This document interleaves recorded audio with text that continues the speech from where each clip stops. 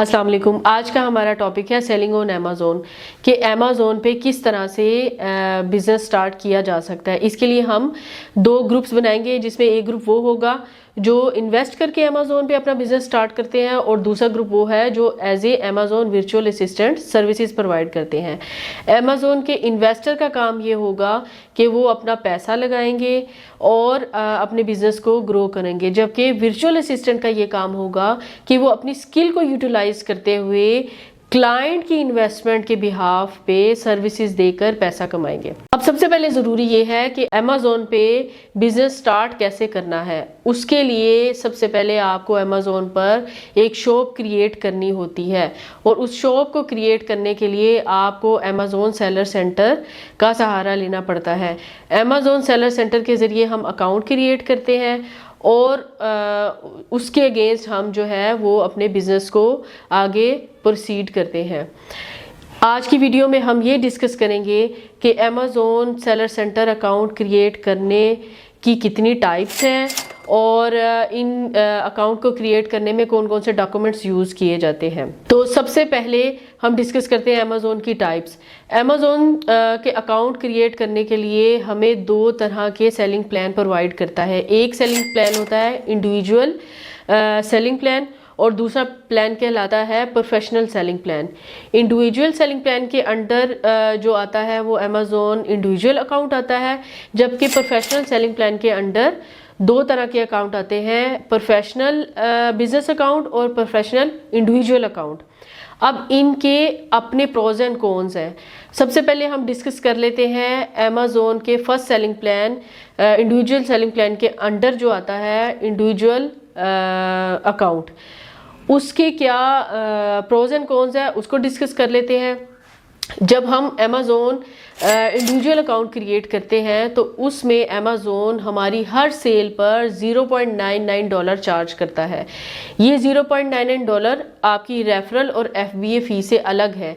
जब भी आपको ऑर्डर आना है आपको उसके बिहाफ पे $0.99 अमेज़ोन को देने हैं। सेकंड नंबर पर आ जाता है आप महीने में जस्ट 40 यूनिट्स जो है वो उनको सेल कर सकते हैं। अमेज़ोन इंडिविजुअल प्लान में अलाउ नहीं करता कि आप 40 यूनिट से ज़्यादा यूनिट सेल करें। थर्ड नंबर पर आ जाता है कि आपको मैनुअल लिस्टिंग पे स्टक रहना पड़ता है। फोर्थ नंबर पे आ जाता है कि आप गेटेड प्रोडक्ट्स को लिस्ट नहीं कर सकते। फिफ्थ नंबर पर आ जाता है कि आप बाय बॉक्स के लिए अहल नहीं होते। और 6 नंबर पर आ जाता है कि आपको इन्वेंट्री मैनेजमेंट के जो टूल है वो लिमिटेड प्रोवाइड किए जाते हैं।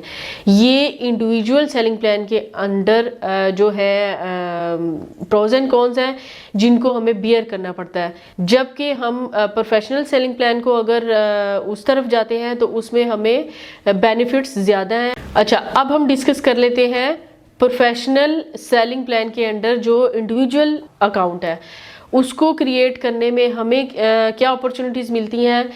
इसमें अमेज़ोन आपको $39.99 हर मंथ चार्ज करता है। इसका ताल्लुक भी आपकी FB और रेफरल फ़ी से नहीं है। आपको हर महीने अमेज़ोन को ऑलमोस्ट $40 जो है वो पे करने ही हैं। और अगर ये डिफरेंट मार्केट प्लेस की बात की जाए तो इसके इक्विवेलेंट अगर आप उसको उसकी करेंसी के अकॉर्डिंग कन्वर्ट कर ले तो वो इसके इक्विवेलेंट ही आ जाते हैं। हर मार्केट प्लेस का एक अपना जो है चार्ज मेथड होगा जो वो चार्ज करता है अमेज़ोन। सेकेंड नंबर पे आ जाता है कि आपको अपनी प्रोडक्ट जो है वो अनलिमिटेड आप सेल कर सकते हैं। उसमें इसकी कोई मिकदार नहीं है कि आपको इतने यूनिट्स में रहना है।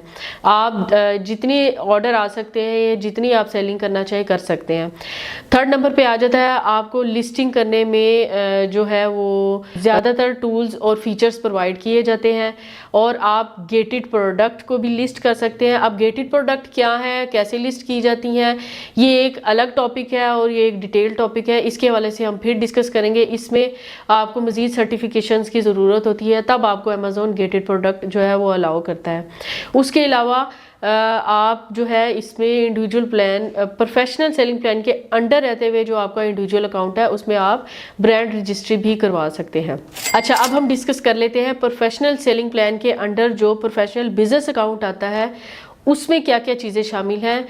ये ऑलमोस्ट आपके इंडिविजुअल अकाउंट से ही मिलती जुलती हैं। इसमें भी आपको $39.99 जो है वो अमेज़ॉन को हर महीने पे करने पड़ते हैं। इस पर आप लातादाद लिस्टिंग्स कर सकते हैं और आप इसमें लातादाद सेल्स कर सकते हैं।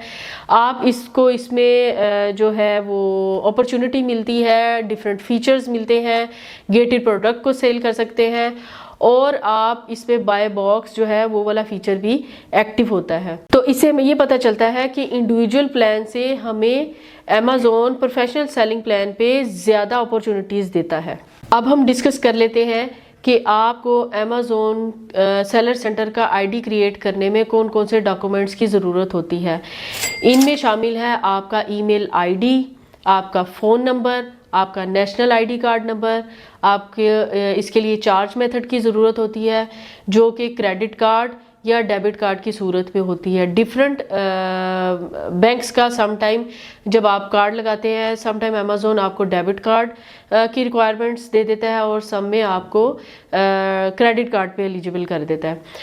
5th नंबर पर आ जाता है डिपॉजिट मेथड। डिपॉजिट मेथड के लिए आपको जो है वो वर्चुअल बैंक्स का सहारा लेना पड़ता है। अनफॉर्चुनेटली पाकिस्तान में डिपॉजिट मेथड के लिए हम डायरेक्ट अपना पाकिस्तानी अकाउंट नहीं लगा सकते।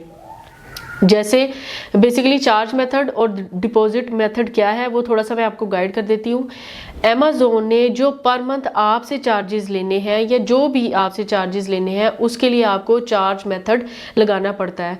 चार्ज मेथड जो है वो आप डायरेक्ट अकाउंट जो है वो उसको अटैच कर सकते हैं। उसमें मेज़ान बैंक और HBL और फैसल बैंक, इस तरह के डिफरेंट बैंक शामिल है जिनको वो प्रमोट करता है। जबकि डिपॉजिट मेथड में जहाँ से आपने जो भी इनकम जनरेट की है, जो भी अर्निंग की है, वो अमेज़ॉन ने जब आपको आपके अकाउंट में भेजने होते हैं तो वो आपको डायरेक्ट पाकिस्तानी अकाउंट में ट्रांसफ़र नहीं करता। उसके लिए हमें वर्चुअल बैंक का सहारा लेना पड़ता है जिसमें आपके ट्रांसफ़र वाइज या आपका पेयोनियर अकाउंट शामिल है। उसके बाद आ जाता है टैक्स इन्फॉर्मेशन। बहुत से लोग टैक्स इन्फॉर्मेशन का नाम सुनकर परेशान हो जाते हैं कि पता नहीं हमें कौन सी इन्फॉर्मेशन देना होगी, जबकि इंडिविजुअल प्लान में टैक्स इन्फॉर्मेशन से मुराद आपका NTN नंबर है और इंडिविजुअल अकाउंट में आपका NTN जो है वो आपका ID कार्ड का नंबर ही है। ये तो रिक्वायरमेंट्स थी आपकी इंडिविजुअल सेलिंग प्लान जो है हम उस पर बनाते हैं, उसमें आईडी क्रिएशन में क्या क्या चीज़ें शामिल है। अब हम इसको डिस्कस कर लेते हैं प्रोफेशनल सेलिंग प्लान के इंडिविजुअल अकाउंट में। उसमें भी हमें ऑलमोस्ट यही चीज़ें शामिल है जिसमें आपका आ जाता है email ID, phone number, address, आपका नेशनल आईडी कार्ड, आपका चार्ज मेथड और डिपॉजिट मेथड और टैक्स इन्फॉर्मेशन। टैक्स इन्फॉर्मेशन में आपकी अब प्रोफेशनल बिजनेस अकाउंट में थोड़ा सा डिफरेंस आ जाता है। उसमें आपने जो कंपनी रजिस्टर की होती है उसका NTN नंबर जो आपको मिला होता है वो आपको प्रोवाइड करना होता है। उसके अलावा आपको अपनी बिजनेस से रेलिवेंट सर्टिफिकेट की डिटेल्स जो है अमेज़ॉन अकाउंट मांगता है वो आपको उसके अकॉर्डिंग सबमिट करवाने होते हैं। जब आपका अमेज़ॉन का अकाउंट में आप ये सारी चीज़ें सबमिट कर देते हैं तो आपका अकाउंट इसके बाद चला जाता है वेरिफिकेशन पे। वेरिफिकेशन के प्रोसेस में वो आपसे आपका बिलिंग जो है एड्रेस वो मांग सकता है, आपका आइडेंटिटी है उसके हवाले से रिक्वायरमेंट्स ले सकता है। तो ये सारी चीज़ें जो है इनको फॉलो अप करते हुए जब आप इस पूरे क्राइटेरिया के मुताबिक अकाउंट क्रिएट करते हैं तो ज़्यादातर चांसेस होते हैं कि आपका अकाउंट बआसानी क्रिएट हो जाता है। जी, तो आज का हमारा टॉपिक था अमेज़ॉन आईडी क्रिएशन से रिलेटेड।